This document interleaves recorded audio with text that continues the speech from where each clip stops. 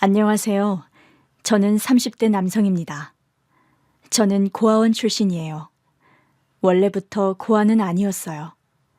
지금은 사고 후유증으로 기억이 가물가물하지만 어린 시절부터 매번 저는 악몽에 시달리곤 하죠. 우와! 너 왜 그래 또? 동건아, 동건이 왜 그러니? 아니에요, 원장님. 원장님, 동건이 또 악몽 꿨나 봐요. 같이 못 자겠어요. 방 바꿔주세요. 미안. 아이고, 우리 동건이 또 악몽 꿨구나. 당분간 원장님이랑 잘까? 죄송해요. 늘 꿈에서는 불타는 자동차가 보였어요. 뿌연 연기. 주변엔 어른 남자들이 뛰어다니고 저는 울고 있어요. 차로 가까이 다가가려고 하는 저와 저를 막는 어른들. 그러다 땀에 흠뻑 젖은 채로 깨어나곤 했죠. 어릴 때 사고가 있었을 거라고 생각은 했지만 그 누구에게도 자세한 이야기는 들은 적 없었어요. 아마 그렇게 부모님을 잃고 고아원으로 오게 되었구나. 그렇게 추정을 하곤 했죠. 동건아, 너 왜 부모님에 대해서 안 물어봐? 여전히 기억이 안 나? 궁금하지 않아요. 너도 곧 성인이 되잖니. 이제 말해줄 때도 된 것 같아서. 결국 부모님이 절 버린 거 아니에요? 아니야, 절대 그런 게 아니야. 그 다음 날, 원장님은 저를 이끌고 어디론가 갔습니다. 왜 말씀을 안 해주세요? 어디 가는 거예요? 일단 따라와 봐. 원장님에게 이끌려간 곳은 경기도 외곽의 한 납골당이었습니다. 여기가... 인사드려, 너 부모님이셔. 어떡해. 어릴 때 네가 우리 원에 오고 자라면서 좀 더 일찍 말해주고 싶었지만 우리 원에 치료 지원을 하는 의사 선생님께서 네가 더 충격을 받을 수 있다고 해서 이제야 말하게 되었구나. 미안하다. 이제 때가 된 것 같아서. 너도 많이 컸고. 저한테, 그리고 제 부모님께 대체 무슨 일이 있었던 건가요? 네가 7살 땐가 너희 부모님은 너를 데리고 지방으로 가고 있었어. 나중에 들으니 평생 고생만 하다가 네 생일 기념으로 떠난 첫 가족여행이었다고 하더구나. 첫 가족여행? 네 아버지는 초보 운전이었고 차도 없었던 터라 친구 차를 빌려서 떠난 여행이었다고 하더라고. 그래도 네 아버지의 실수는 아니었어. 맞은편 화물차가 졸음운전으로 그만. 그래서 저희 부모님은 다 그 사고로 돌아가신 건가요? 너 목 뒤에 화상 있잖니? 네. 운전석에 있던 아버님은 바로 사망하셨고 뒷좌석에서 어머님이 널 꼭 안고 불길을 막아서 너는 다행히 많이 다치지 않았고 어머니는 결국 치료를 받다가 운명하셨어. 그랬군요. 그래서 제가 여기로... 구조대가 너희 가족을 발견했을 때 어머니가 너를 꼭 안고 계셨어. 구조하는 분들도 너무 마음 아파서 많이 힘들어했다고 하더구나. 그래서 제가 그렇게 불에 타는 자동차 꿈을 계속 꿨던 거군요. 제 가족의 죽음에 대해, 그리고 저의 뿌리, 정체성에 대해 알게 된 이후 저는 그전보다는 조금 더 밝은 사람이 되었습니다. 아무도 설명해주지 않았던 저의 가족, 제 자신을 뒤늦게 되찾은 것 같았어요. 저를 그렇게나 사랑한 부모님이 있었다는 사실이 저의 존재를 헛되지 않게 만드는 것 같았습니다. 그날 이후 저는 열심히 살기로 했어요. 20살이 되고 고아원에서 나왔습니다. 그리고 원장님 소개로 제주공장에 다녔어요. 저는 이제부터 그동안 제가 지니고 있던 고아라는 허물을 벗어내기 위해 새 인생을 살겠다고 마음먹었습니다. 나를 잘 모르는 사람들 사이에선 그게 가능할 거라고 생각했죠. 원래 내성적인 성격이었지만 일부러 더 밝은 척 살았습니다. 아무도 나를 모를 테니까요. 너 연애는 몇 번 해봤냐? 나? 너 설마 아직까지 모태솔로는 아니지? 야, 아니야. 왜 이렇게 당황해하냐? 나 세 번 해봤어. 그래? 오, 그럼 나도 소개 좀 시켜줘봐. 헤어진 여자를 어떻게 소개해주냐? 너나 나 좀 소개해줘. 연애를 좀 쉬었더니 근질근질하다. 너 정도면 나쁘지 않지. 나 다음 주에 고등학교 애들 만나는데 같이 갈래? 그래, 좋지. 저는 사실 여자친구는커녕 동성친구도 몇 없이 학창시절을 보냈습니다. 제가 취직한 공장은 제가 살던 동네에서 꽤 거리가 있는 타 지역이었기 때문에 제가 어디서 살았는지 고아원 출신인지 알려지지 않았었고 저도 굳이 말하지 않았어요. 대충 제가 있던 고아원 인근 도시에 살았다고 둘러댔었죠. 그래서 저는 한 번도 해보지 않았던 일들을 하나씩 했습니다. 동료의 소개로 만난 여자와의 만남. 저는 그녀를 별로 좋아하진 않았지만 그녀가 저를 좋다고 하더라고요. 왜 한번 만나보지 그래. 집도 꽤 살고 공부는 못했지만 애도 착하고. 별로 관심 없어. 널 엄청 좋아하던데. 그래도 심심한데 몇 번 데이트라도 해봐. 내 친구한테 들으니까 진짜 착하고 집도 꽤 산대. 왜 자꾸 집 얘기냐. 집이 잘 사는 게 나랑 무슨 상관이라고. 야, 너 부모님 일찍 이혼하시고 연락도 안 한다며. 형제도 없고 혈혈단신인데 처가가 잘 살면 팔자 펼 수도 있지. 야, 그런 집에서 네 말처럼 가진 거 없이 혈혈단신 고 하나 다름없는 나를 마음에 들어하겠냐? 저는 동료들에게 부모님이 이혼하고 연 끊었다고 말했었거든요. 왜 그런 거짓말을 했는지는 모르겠습니다. 어릴 적 사고에 대해 말하기도 싫었고 고아원 출신이라는 것도 말하기 싫어서 차라리 이혼 가정이고 내 스스로 부모와 인연을 끊은 선택을 했다고 하는 게 더 있어 보였다고 할까요? 지금 생각해보면 말도 안 되는 허세였죠. 공장에서도 이혼 가정에 어려운 환경에서 자란 친구들은 꽤 있었기 때문에 고아보다는 그게 낫다고 여겼는지도 모르겠습니다. 학창시절 때처럼 섞이지 못하는 물과 기름 같은 관계보다 차라리 그들과 섞여도 잘 모를 만한 환경이 더 평범해 보였다고 생각했나 봅니다. 와중에 제가 마음에 든다며 적극적으로 다가오는 그녀. 사실 객관적으론 나쁘지 않았어요. 평범한 중산층 집에서 사랑받고 자란 둘째 딸. 공부에는 흥미가 없었지만 부모의 성화에 집에서 가까운 동네 전문대를 다니던 아이. 자식이라고 하면 다 퍼주는 부모 밑에서 꾸밈이 없고 밝게 자란 아이였습니다. 가진 것도 없는 제가 뭐가 좋다고 자주 연락이 오거나 안 만나주면 공장 앞에서 퇴근길에 기다리고 있었어요. 너 또 왔어? 동건, 오랜만. 오랜만은 무슨 오랜만이야. 어제도 왔잖아. 밥 먹자. 배 안 고파. 나 알바비 탔단 말이야. 치맥 사줄게. 먹자. 어차피 기숙사 가서 또 라면이나 끓여 먹을 거 아니야. 왜 그래? 더 명확하게 말해줘. 뭘? 나 여자 만날 생각 없고 무엇보다 넌 내 스타일 아니야. 왜? 아니. 그건 일단 치킨집 가서 말하면 안 돼? 나 오늘 하루 종일 서서 일해서 무릎 아파 죽겠단 말이야. 아, 넌 정말... 구제불능이라는 말이 입 밖으로 튀어나올 뻔했지만 꾹 참았습니다. 그래도 여자애한테 그렇게 독하게 말하기는 쉽지 않더라고요. 커다란 눈망울로 한참 키가 큰 저를 고개를 쳐들고 초롱초롱 쳐다보는데 여동생 같기도 했고요.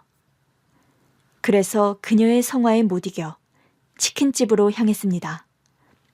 그녀는 저와 달리 정말 밝았어요. 저도 겉으론 활달하고 평범한 청년이었지만 저는 숨기고 있는 게 많은 사람이었고 그녀는 정말 안에서 생각하는 게 겉으로 다 드러나는 투명한 사람 같았습니다. 반반? 후라이드 반 양념 반 먹을까? 그리고 500? 너 마음대로 해. 난 아무거나 잘 먹으니. 그럼 그렇게 시킬게. 그래. 넌 술 잘 먹어? 그냥 남들 먹는 만큼 적당히. 난 나보다 술 잘 먹는 남자가 좋더라. 네가 술을 되게 잘 먹나 봐. 뭐 못 먹진 않지? 집안 내력이랄까? 얼마나 먹길래? 소주 한 병은 걷든 맥주는 무제한? 무제한? 왜? 놀라워? 넌 술 먹는 여자 싫어해? 별 관심 없어. 지 앞가림이나 하면 됐지 뭐. 사실 퇴근 후나 주말이면 회사 동료들은 모두 애인이나 고교 친구들 혹은 본가로 갔기 때문에 저의 주말은 늘 심심한 나날의 일상이었습니다. 활발한 척하고 약속 있는 척도 해봤지만 딱히 만날 사람도 없었고 시내에 나가 혼자 영화를 보거나 잘 안 먹던 외식을 한두 번 하는 게 전부였죠. 명절 때 남들은 다 어떻게든 쉬려고 아등바등 됐지만 저는 오히려 명절 수당을 받겠다는 핑계로 나서서 일했어요. 딱히 가족이 없다는 건 사람들이 알고 있었기 때문에 그냥 돈독으른 놈 정도로 보는 시선이 더 편했습니다. 돈을 쓸 일도 많지 않으니 또래에 비해 돈도 많이 모았지만 공개적으로 알리며 자랑한 적도 없어요. 하지만 문득문득 일이 끝나고 기숙사에 있다 보면 멍하니 앉아있는 시간이 길었지요. 20대 초반의 젊은 나이에 어떤 삶의 목적도 의미도 알 수 없는 나날들이었습니다. 나는 여기서 더 크면 뭐가 되지? 아니, 난 이제 다 컸는데 이제 뭘 하지? 이런 말도 안 되는 질문들을 혼자 되뇌며 살았습니다. 살아도 인생은 왜 이렇게 길게만 느껴지는지 웃을 일이 별로 없었습니다. 너는 내가 왜 좋냐? 어머나? 내가 오빠를 좋아하는지 어떻게 알았어? 왜 몰라.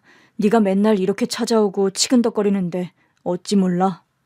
어머머, 무슨 말을 그렇게 정내미 없게 하냐? 아니 뭐, 사실이 그렇다는 거지. 그런데 오빠는 왜 이렇게 무뚝뚝해? 정남이 오빠 말 들으니 활발하고 싹싹하다는데 왜 나한테만 이렇게 무뚝뚝한 거야? 치. 나 원래 이래. 그래서 오빠는 내가 그렇게 마음에 안 들어? 나 정도면 어디서 빠지진 않는데.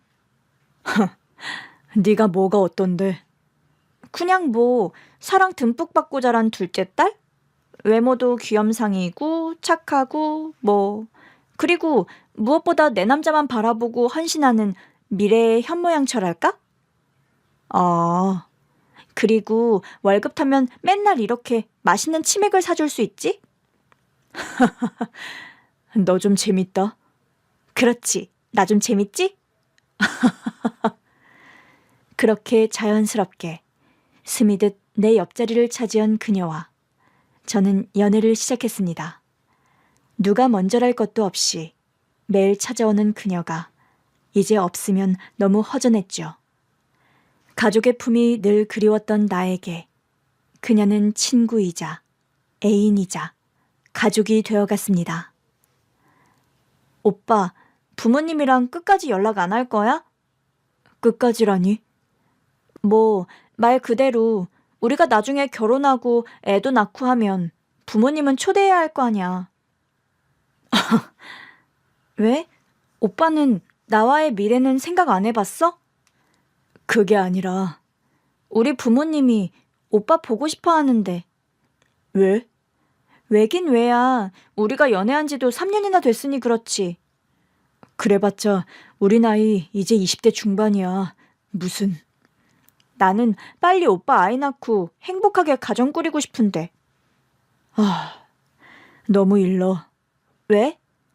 나 아직 사실 너한테 말하지 못한 게 너무 많아. 어? 뭔데? 그랬습니다. 사실 그녀에게 말하지 못한 얘기들이 너무 많고 그녀가 받을 충격을 내가 감당할 수 있을지도 두려웠습니다. 웃기죠. 그녀가 받을 충격보다 내가 그 모습을 감당할 수 있을지부터 걱정이 되는 저는 그런 방어 기제가 강한 사람이었습니다. 차마 그녀에게 내가 사고로 부모를 잃고 고아원에서 자랐다는 걸 고백하는 게 쉽지 않았습니다. 오빠는 나 싫어? 이러다 나 도망간다. 나 놓치고 싶냐고. 3년의 연애. 저도 그녀의 밝은 에너지에 제 어두운 과거가 모두 환히 비치는 듯한 마음을 느끼며 치유가 된 것 같았습니다. 저도 이제 그녀 자체로 인생은 살만하다 느낄 정도로 그녀는 제게 중요한 일부가 돼 있었고 그녀 말처럼 그녀를 놓치고 싶지 않았죠. 이런저런 고민이 생겼을 때 저는 그 할머니를 찾아갔어요. 아이고, 우리 동건이 왔어. 할머니, 오늘은 저 안 잊고 기억하시네요. 그럼 이놈아, 너는 할미가 정신 나간 줄 알아? 아니, 그게 아니고요. 그래도 오락가락 하시는 건 사실이잖아요. 그러니까 계속 저를 까먹지 말고 정동권, 이 이름 3글자도 계속 기억하시고 맛있는 거 많이 드시고 더 마르지도 마시고 건강하시라고요. 예끼 이놈, 내가 언제 정동권 이 3글자를 잊었다고 자꾸 그러는겨. 오늘도 네가 온다기에 내가 네가 좋아하는 갈비찜도 해놨는디. 이리 와봐. 자, 보라고. 짜잔. 와, 진짜 맛있겠다. 냄새 죽인다. 할머니가 해주신 맛있는 갈비찜. 저만 오면 늘 이 갈비찜을 해주세요. 부모님이 해주신 밥상은 기억도 나지 않지만 저에겐 이 할머니가 돌아가면 늘 있는 그런 가족 같은 사람이에요. 그런데 무슨 일이 있었어? 표정이 영 안 좋은데. 할머니, 저 고민이 있어요. 예? 뭔디? 결혼하고 싶은 여자가 있어요. 어머나, 잘 됐구나. 어떤 처잔데? 그냥 평범한 집안에서 잘 자란, 곱게 자란 푼수 같은 여자예요. 그래. 그럼 더 잘 됐구나. 네? 왜요? 너는 티는 안 내지만 외로움을 많이 느끼잖니. 너에게 그렇게 티 없이 자란 아이가 어울릴 것 같구나. 그런데 할머니, 그렇게 아무런 상처도 없이 구김살 없이 자란 애가 저랑 맞을까요? 저는 가만히 있다가도 우울감을 느낄 때도 있고 말하기 싫으면 저만의 동굴에 들어가서 꿍해 있고 제 마음을 표현하는 것에도 익숙지 않아요. 오래 연애했지만 그걸 다 숨기며 지냈어요. 저도 그녀처럼 평범해 보이고 싶어서. 그래서 때론 모든 걸 솔직하게 말할 줄 아는 그녀가 벅차기도 하고. 너는 네가 그 아이에게 맞췄다고 생각하고 너의 본 모습을 숨겼다고 생각하겠지만 그럼에도 그 아이와 헤어지지 않고 수년간 만나온 것만으로 이미 큰 행복을 찾은 거야. 그게 그렇게 괴롭지 않았던 거야. 그 아이가 옆에 있는 게 더 소중해진 거지. 잘 생각해 보렴. 벅찬 적은 있어도 네가 네 본 모습을 감추는 게 그렇게 고통스러웠는지를. 그리고 그 본 모습이라는 게 정말 너의 본 모습일까? 사람은 이런 모습도 있고 저런 모습도 있지. 그리고 잘 변하기도 한단다. 본 모습이라는 건 어쩌면 지나간 시간의 너일 뿐 이미 너는 그 아이와 함께하며 10대의 네가 아닌 20대의 너로 살아가고 있는 거일 수도 있어. 20대의 나. 20대의 나는 10대의 내가 아니다. 사람이 어떻게 똑같니? 타고난 성정은 잘 안 변한다고 해도 환경이 사람을 바꾸는데 어제의 나와 오늘의 나도 다를 판에 이미 수년간 네가 그 아이와 비슷한 마음으로 비슷한 하루를 보내며 비슷한 감정으로 지내왔다면 그게 너인 거야. 너도 어느덧 네가 말하는 그 아이의 해맑고 꾸밈없는 모습을 닮아가게 된 거지. 그렇다면 정말 다행인 거네요. 그런데 할머니, 저 아직 그 아이에게 제가 어떤 사람인지 다 털어놓지 못했어요. 아니, 오히려 거짓말을 했어요. 무슨 거짓말?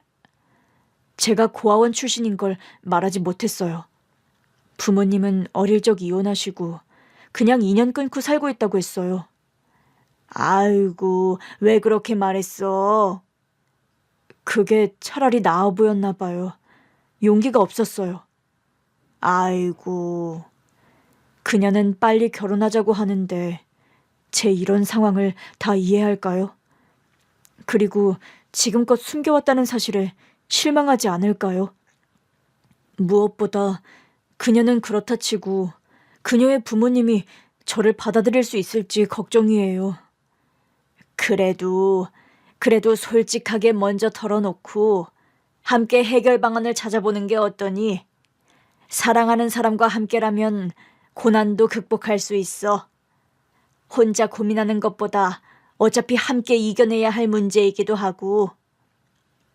그렇겠죠? 그래. 그런데 우리 밥 먹었니? 할머니, 아까 먹고 지금 티타임이잖아요. 아, 내 정신 좀 봐라. 할머니, 지금 제가 무슨 얘기한지 다 기억은 하시는 거죠? 얘끼놈, 당연하지. 이 할미가 무슨 기억상실증이라도 걸렸을까 봐? 아니에요. 이 할머니를 만난 건 첫 월급을 타서 부모님의 납골당을 찾았을 때였어요. 입혀드릴 수도 없는 내복을 샀죠. 첫 월급은 부모님의 내복을 사는 것이라기에 저도 용기를 내서 내복집에서 치수도 모르는 성인 남녀의 내복을 샀었습니다.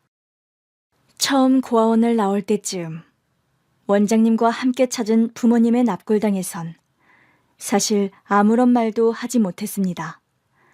나에게도 부모가 있었다는 사실, 그리고 그 부모와 내게 있었다는 큰 사고, 갑자기 알게 된 저의 과거를 그때는 한 번에 받아들이기가 무섭고 낯설었던 것 같습니다. 저는 마음이 어느 정도 정리되었을 때 첫 월급으로 산 내복을 들고 납골당을 찾았죠. 그리고 처음으로 엄마를 불러보았습니다. 엄마, 아빠, 나 잘 자랐어요. 걱정하지 마세요. 그때 웬 어린 남자아이를 데리고 납골당에 온 행색이 남루한 할머니를 마주했어요.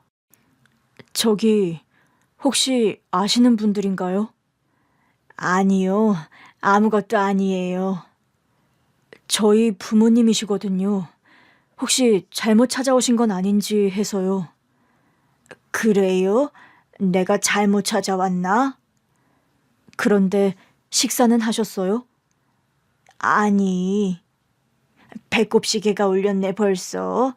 석호야, 너 배고프니? 응, 배고파 할머니. 우리 석호가 배고프다고 하네요. 밥 먹어야 되는데 할미가 돈이 없네. 분명히 챙겨왔는데. 아, 그럼 제가 밥 사드릴게요. 에이, 처음 보는 젊은이에게 신세를 질 수는 없지. 아니에요. 괜찮아요. 안 그래도 저도 밥 먹으러 갈 참이었거든요. 젊은이가 무슨 돈이 있다고. 에이, 할머니, 저 오늘 돈 많아요. 같이 가요. 갈비탕 드시겠어요? 날도 추운데 뜨끈뜨끈하게. 그렇게 해서 저와 그 할머니의 인연이 시작되었습니다. 어린 손주를 안고 얇은 옷 하나만 걸치고 나온 할머니가 마치 저의 친할머니처럼 느껴졌죠. 아이와 할머니와 함께 식사를 하고 버스 정류장까지 데려다 주려는데 마음이 영 불편했어요. 할머니, 예? 댁이 어디세요? 저기 5080번 타면 한 번에 가요. 그땐 무슨 생각이었는지 저도 모르겠어요. 지금 생각하면 어디서 그런 용기가 난 건지 미쳤었다 싶기도 하고요. 할머니, 이게 뭐유? 얼마 안 되는 돈인데 손주랑 맛있는 거 사드시고 외투도 하나 두터운 거 사 입으세요. 아이도 옷이 너무 얇아요. 감기 걸리시면 큰일 나요. 요즘 독감이 유행이라잖아요.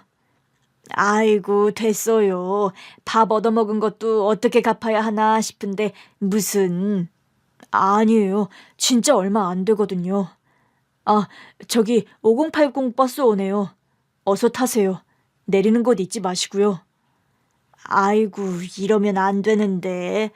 내 다음에 꼭 갚겠수, 청년. 고마워.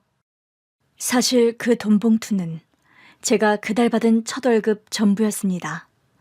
무슨 생각인지 저도 모르겠어요.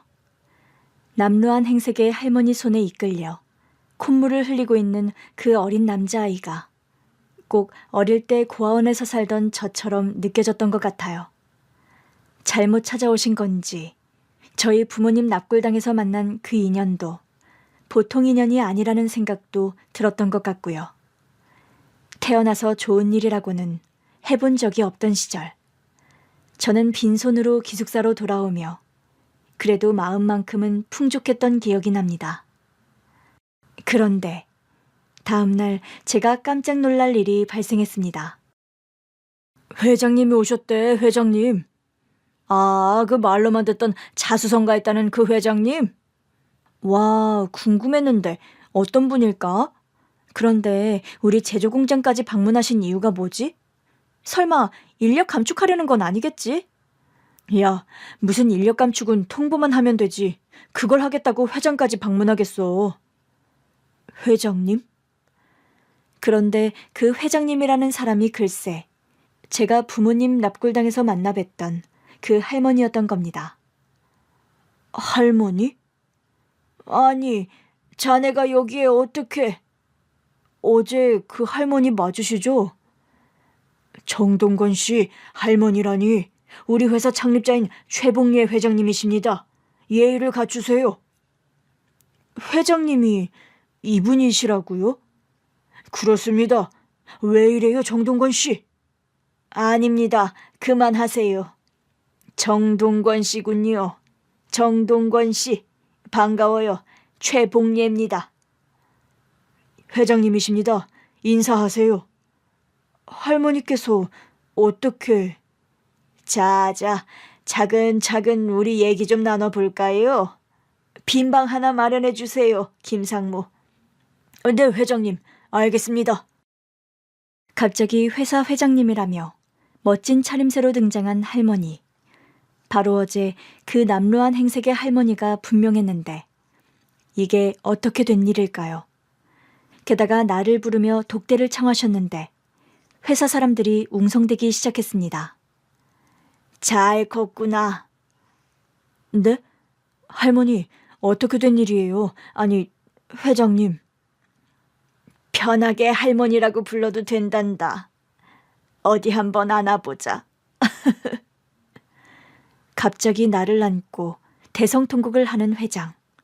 무슨 일인가 싶었습니다. 그러더니 지갑에서 꼬깃꼬깃 접힌 오래된 사진 한 장을 꺼내어 보여주는 것입니다. 이게 뭔가요?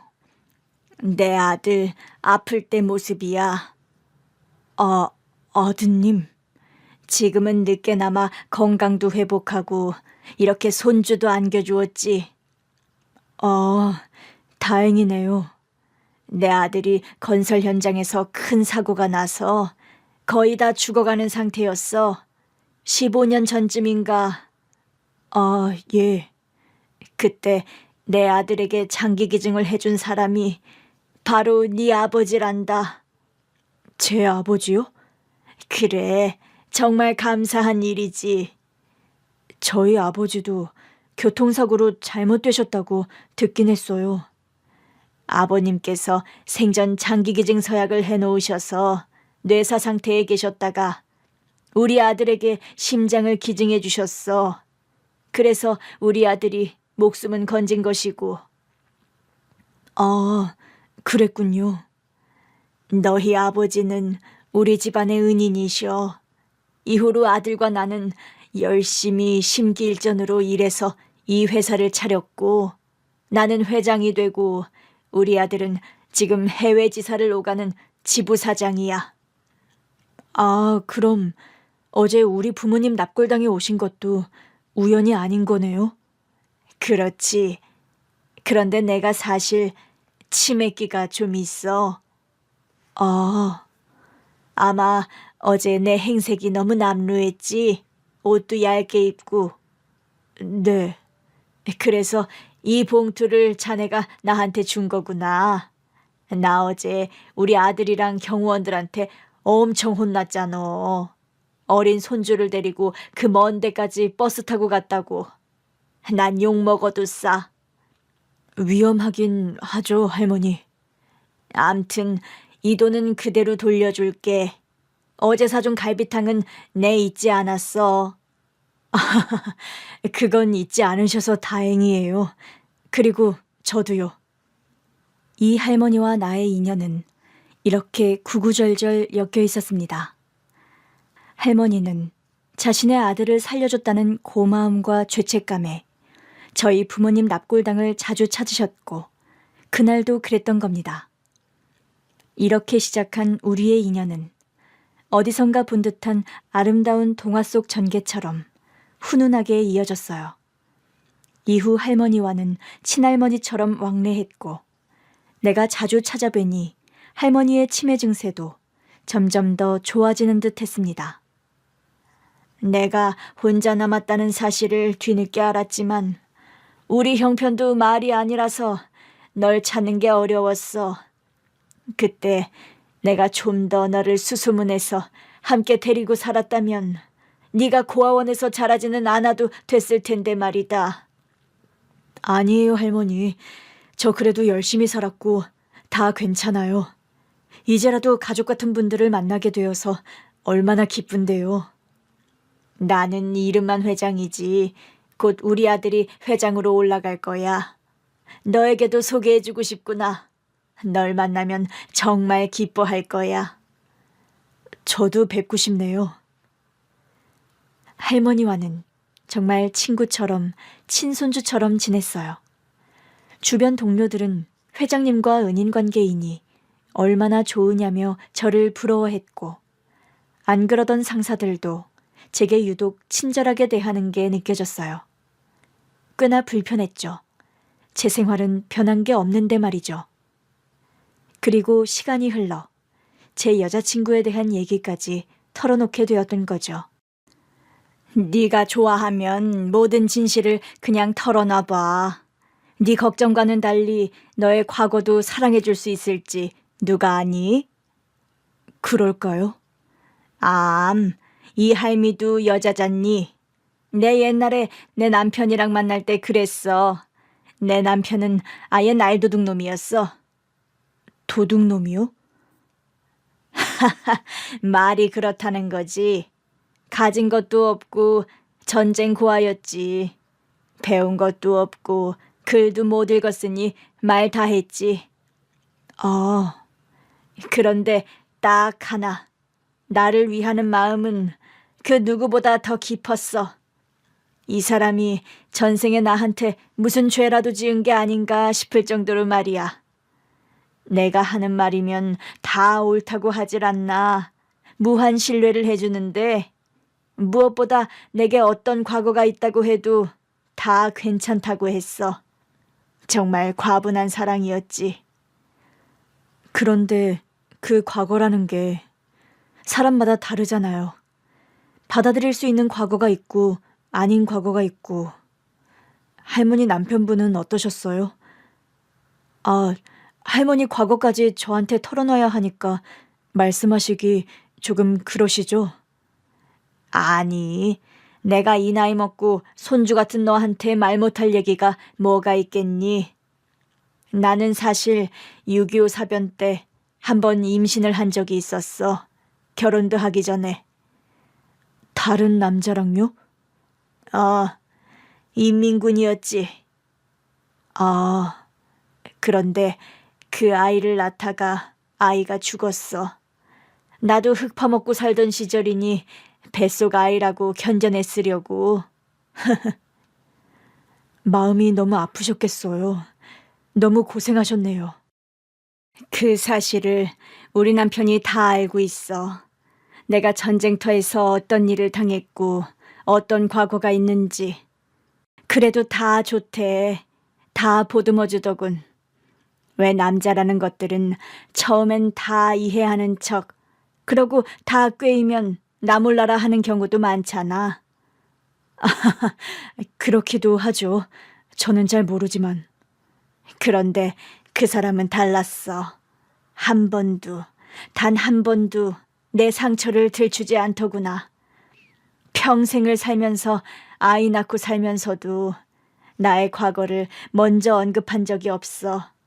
오히려 전쟁의 기억에서 괴로워하는 나를 위해 상담을 권하기도 했고, 힘들지만 자기가 들어주겠다며 자기한테 모든 걸 쏟아내라고 한 적도 있지. 와, 대단한 분이시네요. 뭐, 나 때문인 건지 뭔지. 그렇게 착하게 살다가 일찍 단명했지만 말이야. 뭐, 그렇게 슬픈 얘기는 아니란다.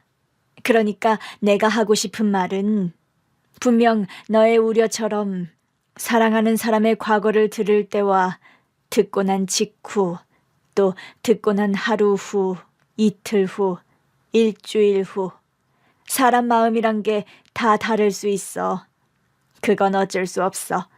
아니라고 해도 자꾸 생각나고 생각이 바뀌고 이게 맞나 저게 맞나 개선하게 되고. 이성은 이해할 수 있지만 감정은 또 다르지. 그래서 80여 년 산 내 경험담에 비추어 말하면 사람 간의 진정한 이해는 없단다. 그러면요? 그냥 그 사람을 이해하는 것보다 그 사람을 사랑하는 마음이 더 커서 이해를 할지 말지조차 계산기가 두드려지지 않는 것. 굳이 두 개를 잰다면 이해 못해서 그 사람을 잃는 것보다 이해 못한 괴로움이 남아도 그 사람이 내 옆에 있는 게 행복한 것이 나는 사랑이라고 생각해. 인간은 어쩔 수 없이 그 사랑에도 실리를 챙기게 돼 있고, 이것도 실리라면 사랑을 택한 사람들의 계산법이겠지. 상대에 대한 사랑이 더 중요한 사람들. 저는 할머니와 남편분의 사연을 듣고 용기를 얻었습니다. 그래서 여자친구에게 저의 과거를 고백하기로 마음먹었죠. 그리고 내가 또 깜빡했는데 말이다. 네? 내 아들이 이제 이 회사의 회장이 됐잖니? 네. 다음 주에 들어와. 우리 아들이 너를 꼭 보고 싶다고 하더구나. 저도 뵙고 싶어요. 한번 꼭. 그래, 여자친구한테 잘 말하고 한번 꼭 데리고 오고. 알겠어요. 감사해요, 할머니. 아니, 회장님. 그냥 할머니라고 해. 네. 그날로 저는 여자친구를 만났습니다. 단단히 마음을 먹고 찾아갔지만 입을 떼는 것도 쉽지 않더군요.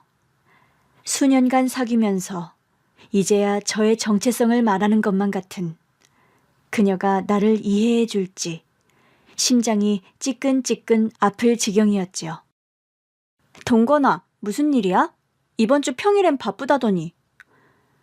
우리 결혼 나도 하고 싶어. 너한테 제대로 프로포즈도 하고 싶고. 와, 진짜? 감동. 그런데 그 전에 너한테 털어놓을 얘기가 있어. 너무 놀라지 말고. 오잉? 뭔데? 혹시 숨겨놓은 애가 있다거나 그런 건 아니지? 그런 것만 아니면 다 오케이. 그런 건 아니고 조금 진지한 얘기야. 우리 가족 얘기야. 뭔데? 나도 지금껏 사실 궁금한 게 많았는데 너한테 힘든 얘기일 것 같아서 먼저 묻지 못했는데 나 준비됐으니까 그냥 털어놔봐. 괜찮아. 내가 우리 엄마 아빠 이혼하고 연락 끊고 산다고 했잖아. 응. 사실 돌아가셨어. 두 분 다. 어머, 정말? 너 너무 힘들었겠다. 미안해. 그동안 말 못해서. 그리고 사실 나 고아원에서 자랐어. 아버지 어머니에 대한 기억도 없어. 아, 그랬구나. 나중에 다 커서 알게 됐어. 7살 땐가 고아원에 들어왔다는데 사고 후유증으로 기억이 없고 부모님과 나들이 가다가 차 사고로 부모님을 잃고 나만 살아남았대. 그랬구나. 미안해. 정말 미안해. 고아원 출신이라는 것을 너한테 사실대로 말할 자신이 없었어. 네가 날 떠날까 봐. 사귀고 나서는 말했어야 했는데 몇 년이나 지나서 이런 사실을 알리게 돼서 미안해. 네가 지금이라도 날 떠나도 난 할 말이 없어. 네가 얼마나 충격을 받았을지 가늠도 안 돼. 동건아, 그만 말해도 돼. 응? 이제 그만 말해도 돼. 나보다 네가 더 힘들지 내가 뭐가 힘들어. 동건이 네가 고아원에서 자랐든 어쨌든 나는 그 사실이 더 마음이 아플 뿐이야. 늦게 알아서 미안하고 너에 대한 내 사랑이 바뀌었다거나 왜 이제야 말하는 거냐고 서운하지도 않아. 그냥 그동안 우리가 만나는 동안 가슴앓이를 했을 널 생각하니 내가 더 마음이 아픈데. 우리 동건이 얼마나 힘들었을까. 그동안 혼자서 얼마나 힘들었어. 지연아, 고마워. 정말 고마워. 이런 나를 사랑해줘서 정말 고마워. 사랑해줘서 고맙다는 말 말고 나를 사랑한다고, 영원히 사랑한다고, 죽어서도 사랑한다고 말해줄래? 정동건? 이지연, 사랑해. 정말 사랑해. 내 인생의 여자는 너밖에 없어. 지금도 그리고 앞으로도. 그냥 내 인생은 너야. 웬일이야? 이런 말을 다 하고. 대박이다. 오늘 기분 진짜 좋다. 그리고 이제 나 너한테 숨기는 거 하나도 없기는 한데 너한테 소개해주고 싶은 분들이 있어. 응? 우리 아버지의 심장을 이식받은 분이 있으셔. 어머나. 그분의 가족분과 나는 계속 연락을 하고 지냈고 너를 보고 싶어 하셔. 소개해드리고 싶어. 나의 가족이나 다름없는 분이니까. 나도 좋아. 그렇게 해서 회장님 댁에 여자친구와 찾아가게 되었습니다. 처음 보는 아버지의 심장을 이식받은 현재 회장님까지 만나 뵙게 되었어요. 이젠 기억이 나지 않는 아버지를 보는 것만 같았어요. 당신이군요.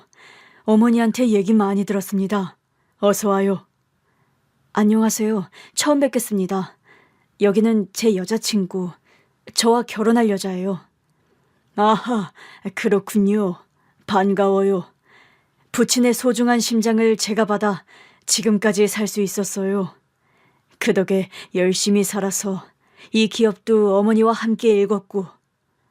아, 네.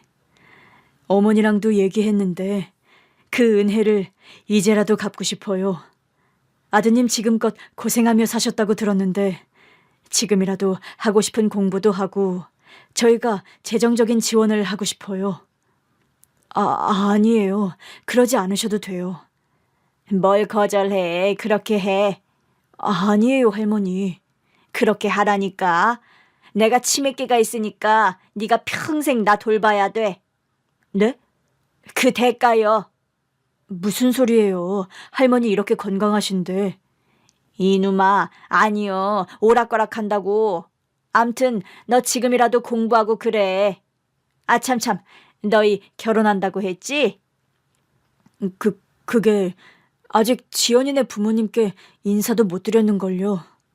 그럼 얼른 허락받고 오고 둘이 유학이라도 가든가. 유학이요? 뭐가 됐든 저희가 전폭 지원을 할 테니까 천천히 인생 계획을 세워봐요. 할머니의 아들인 현 회장님은 뒤늦게라도 생명의 은인의 아들인 저에게 은혜를 갚겠다며 전폭적인 지원을 해주겠다는 입장이었습니다. 어쩌지? 뭐가 어째. 너무 잘 됐다. 동건이 너 경제학 쪽에 관심 많았잖아. 공부해. 그럼 우리 결혼은? 우리 결혼은 나중에 해도 되지. 사실 내가 보채서 그런 거지. 아직 우리 젊은데 뭘.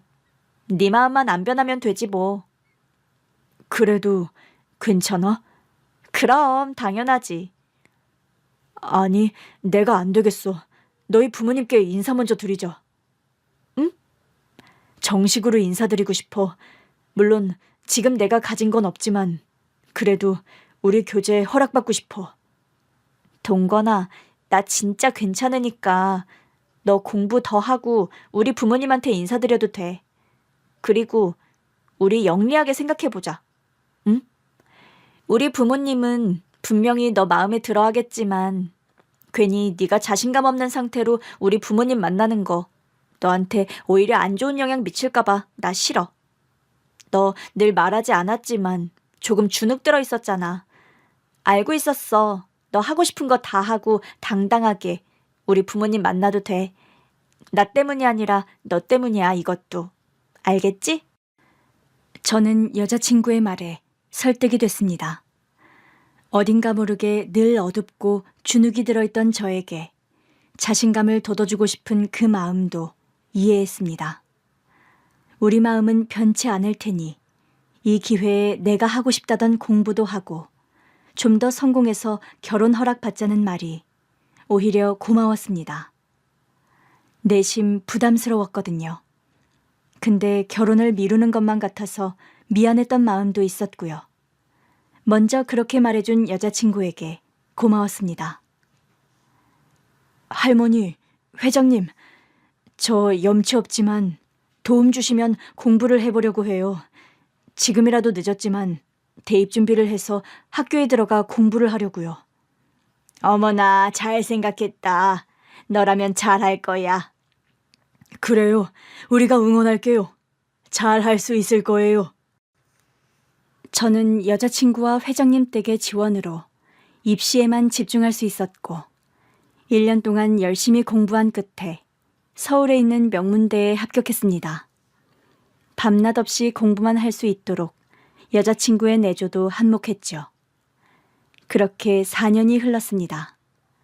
그러던 어느 날, 나 회장님이 외국 유학도 보내주겠대. 정말? 우와, 너무 잘 됐다. 그런데 너도 이제 결혼 정년기인데 언제까지 기다려 날. 아, 얼마나 걸리는데? 지연아, 우리 결혼하자. 결혼하고 같이 가는 거야. 나와 결혼해줘. 나는 여자친구에게 준비한 프로포즈 반지를 꺼내들었습니다. 아무리 생각해도 좋은 기회였지만 10년 가까운 시간 동안 나만 바라본 여자친구를 두고 혼자 유학을 갈 수는 없다는 생각이었습니다. 동건아, 같이 가는 거지? 당연하지. 사랑해, 동건아. 저는 여자친구 부모님의 허락을 받았고 다행히도 흔쾌히 저희의 결혼을 허락해 주셨습니다. 저희는 작게 결혼식을 했고 회장님 댁의 지원으로 함께 유학을 떠났어요. 그리고 지금 외국계 은행에 취업해 억대 연봉을 받고 나름 성공한 금융맨으로 살고 있습니다. 외국 생활에 익숙해져 가고 있는 사이 세월이 또다시 10년이 흘렀고 안타까운 소식을 듣게 되었습니다. 바로 할머니의 부고 소식. 저희 부부는 급거 귀국했습니다. 할머니, 제가 끝까지 옆에서 돌봐드리겠다고 약속드렸는데 어떻게 이런 일이... 갑자기 어떻게... 급성 폐렴에 걸리셨어요. 며칠 치료도 못 받으시고 그렇게 떠나셨어요. 어머니께서 동권 씨를 정말 많이 보고 싶어 하셨어요. 지난해 왔을 때만 해도 건강해 보이셨는데. 그런데 동건 씨, 따로 할 말이 있습니다. 네? 회장님이 저를 따로 불러냈습니다. 심각한 표정으로 저를 한참을 바라보시더니, 사실 저희 회사의 지분은 전임 회장님이신 저희 어머님에게 대부분 있어요. 아, 우리 어머님도 저도 같은 생각입니다. 저는 이제 기업에서 물러날 생각이에요. 저도 건강이 썩 좋지 않고 제 인생을 좀 살아볼까 해요. 아, 그러시군요. 저희 어머님 유언이 저희가 이 회사로 일군 재산의 반은 사회에 환원하고 그 절반은 동건 씨에게 주고 싶다는 바람을 남기셨어요. 저도 동의했고요. 아, 그럴 수는 없어요. 제가 뭘 했다고 그 큰 재산을 받겠습니까? 지금까지 공부시켜주시고 지원해주신 것만 해도 저는 모든 걸 다 잃었어요. 그래서 결혼도 했고 제 가정도 이루었고 다 두 분 때문에 이렇게 살게 되었는데 저는 받을 수 없어요. 아닙니다. 어머니께서 꼭 그렇게 하라고 하셨어요. 저도 물론 먹고 살 만큼은 있으니 걱정하지 않으셔도 되고요. 저는 이제 다 늙은 사람이고 동건 씨는 이 나라의 인재 아닙니까? 저무는 사람보다 이제 깨어나는 사람에게 투자한다고 생각하는 겁니다. 나라를 위해 일하는 좋은 일꾼이 되시길 바랍니다. 아니에요. 정말 그럴 수 없어요. 제 뜻이 아니에요. 저는 어차피 동건 씨 아버님의 심장으로 한번 죽었다가 다시 태어난 사람입니다. 그러니 그때 죽었으면 일구지 못했을 재산이에요. 우리 어머님도 그 생각이시고요. 어머님의 마지막 유언이시니 꼭 들어주세요. 늘 응원하겠습니다. 이런 큰 은혜를 제가 받아도 될까요? 동건 씨 아버님의 은혜를 제가 받았고 제가 일군 은혜를 동건 씨가 받고 그 은혜를 또 좋은 곳에 쓰실 수 있기를 기대하겠습니다. 인생사 다 그런 거 아니겠습니까? 말씀하신 것처럼 저도 저보다 힘든 사람들을 위해 은혜로운 삶을 살겠습니다. 감사합니다, 정말. 그래도 연락 자주 하며 지내요, 우리. 아버님 심장을 나눈 특별한 인연이지 않습니까? 당연하죠, 회장님. 모쪼록 어디 가셔도 건강하시고 평안하시길 바라겠습니다.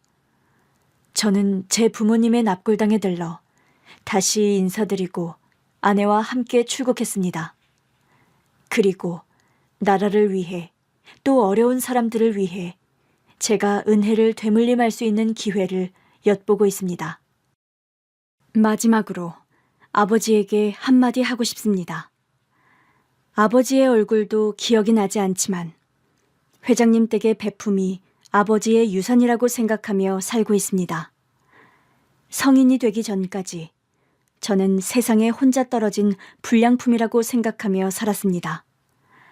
하지만 제가 다칠까봐 저를 품고 돌아가신 어머니, 그리고 늘 바르게 살아오시면서 삶의 유산을 남기고 가신 아버지까지 저는 행복한 사람임을 뒤늦게 깨달았습니다. 아버지, 저도 아버지 같은 사람이 되겠습니다. 그리고 훗날 부끄럽지 않은 자식으로 찾아뵙겠습니다. 다시 만날 때까지 이제 편히 계셔요. 어머니도 얼마나 아프셨어요. 저 때문에. 저를 안고 제가 다칠까봐 온몸으로 불길을 막으신 어머니. 두 분 다 이제 제 걱정은 하지 마시고요. 보고 싶습니다. 그립습니다. 열심히 살다 찾아뵙겠습니다. 사랑합니다.